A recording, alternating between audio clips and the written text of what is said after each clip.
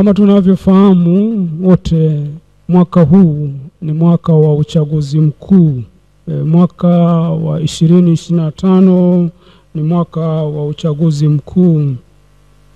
Huu ni mwaka wa uchaguzi mkuu kwetu Tanzania. Ni tukio muhimu kwetu sote.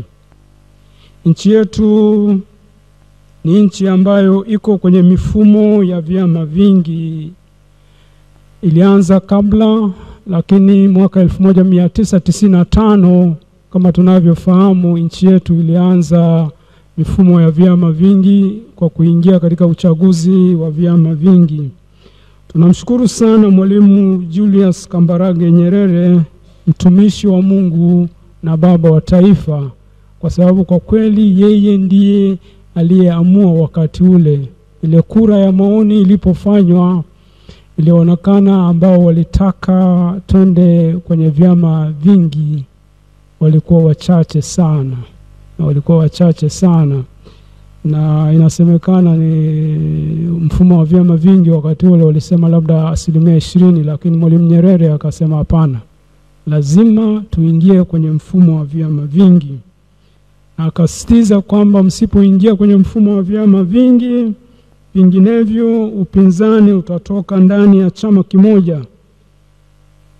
Kwa hiyo ndugu zanguni, uchaguzi ni zoezi muhimu sana, kwani tukifanya vizuri utatupatia viongozi bora na wazuri. Kwa nini mifumo ya sera ya uchaguzi ibadilishwe? Kadiri ya mang'amuzi, uchaguzi wa 2019, 2020, 2024 haukuwa wa halali wala wa haki. Unamhakikishiaje mwananchi huyu kwamba uchaguzi mkuu utakuwa halali? Tangu uchaguzi wa serikali za mtaa ufanyike, bado hata miezi 6 haijapita. Leo unawezaje kuhakikishia watu kuwa uchaguzi mkuu utakuwa wa haki? Kasoro zilizobainishwa uchaguzi wa 2024 hazijarekebishwa wala kujibiwa. Kasoro kama za watoto kuandikishwa, watu waliofariki au kupotea kuandikishwa hazijajibiwa. Hakuna aliyesema huyu mnayesema alifariki huyu hapa, hatujaonyeshwa.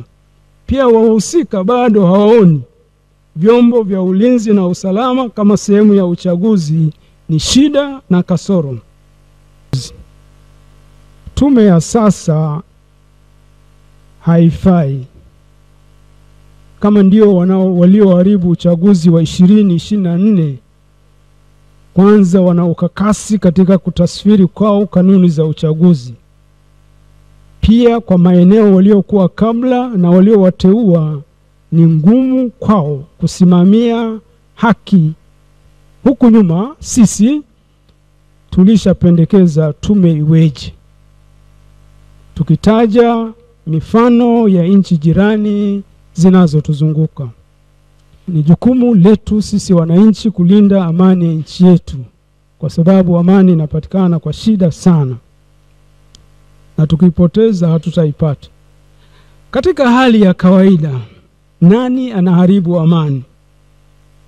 Anayetumia nguvu na kusitiza uchaguzi uende anavyotaka yeye, au yule anayesema jamani, turudi mezani ili tuangalie mifumo yetu ya uchaguzi, kwani mfumo wa sasa hauwezi kutupatia viongozi wa haki na kweli. Kwa maana hiyo,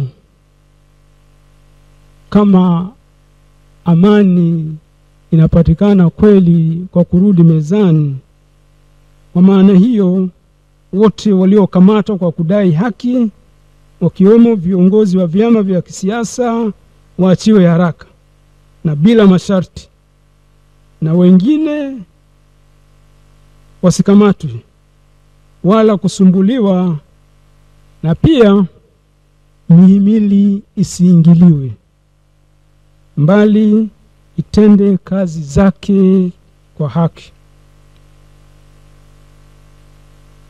Demokrasia.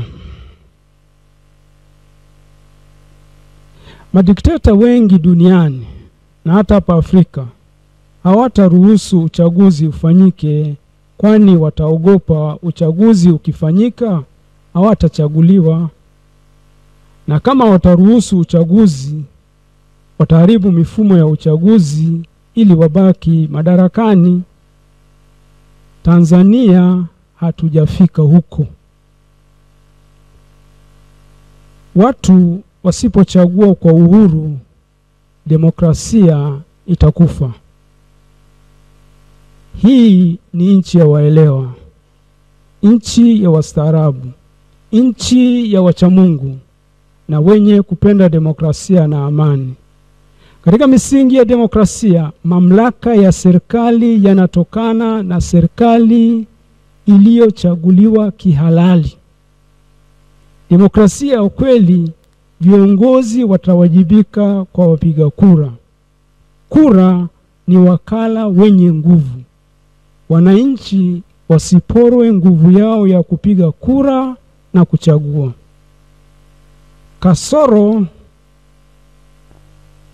zilizojitokeza zinapaswa kurekebishwa haraka, na kukiwa na nia ya dhati kutoka kwa wahusika, muda unatosha kabisa kufanya hayo marekebisho kabla ya uchaguzi mkuu. Wito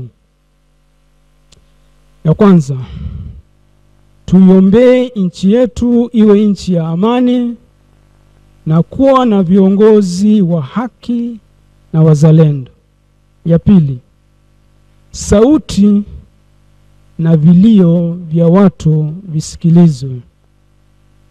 Tatu, wahusika wakae na wadau wote wa uchaguzi kuruhusu mabadiliko yale ya lazima kabla ya uchaguzi mkuu. Mwisho, kila mtu amwogope Mungu na kuisikiliza dhamiri yake, sauti ya Mungu inayozungumza ndani mwetu. Mwisho, kwa ninyi ndugu zangu Wanalindi na wengine mlioko hapa na watu wote wenye mapenzi mema na nchi yetu, na watakia Pasaka njema ya furaha na amani. Kristo mkombozi aendelee kutukomboa kutoka kwenye dhambi zinazojirudia na magumu mengine yote yanayoturudisha nyuma. Bwana amefufuka. Haleluya, haleluya.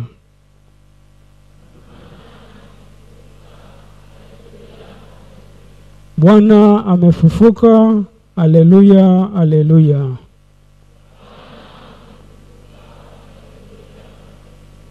Nawatakia Pasaka njema. Asanteni sana.